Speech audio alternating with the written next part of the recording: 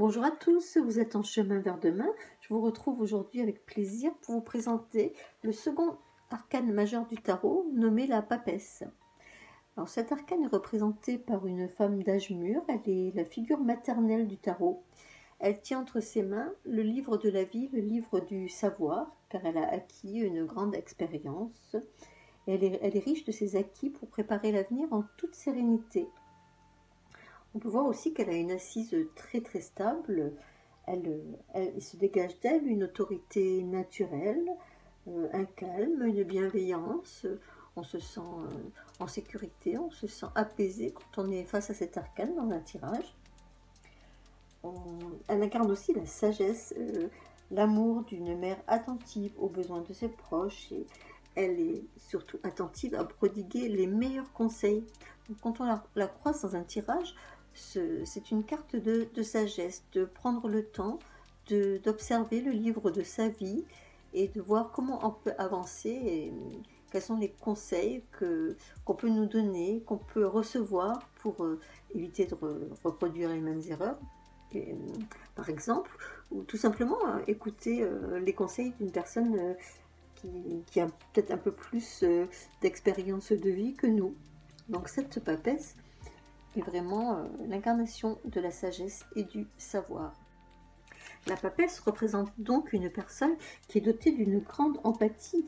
Elle est toujours inquiète pour ses proches, elle a besoin de les couver d'un regard d'amour et de bienveillance.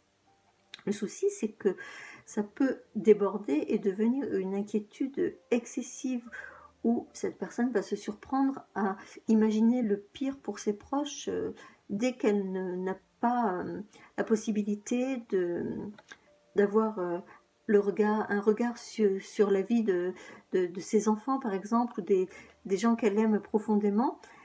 Elle peut entrer dans une grande souffrance, cette personne, parce qu'elle ne peut pas tout maîtriser.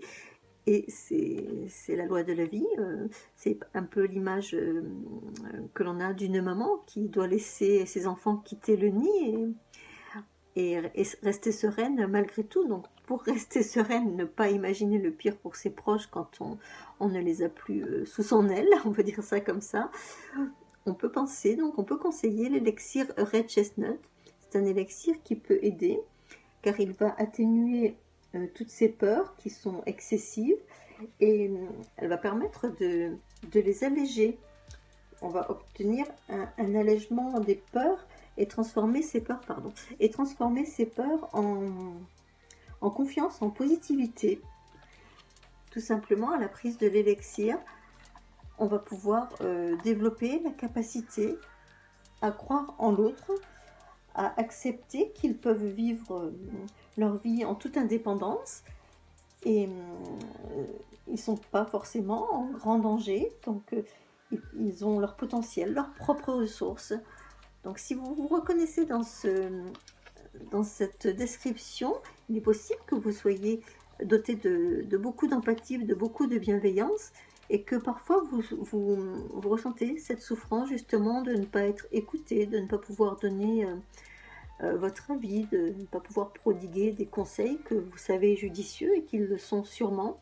Donc pour ne pas souffrir de cet état d'esprit, l'élixir Red Chestnut est le meilleur moyen de retrouver le calme de l'esprit.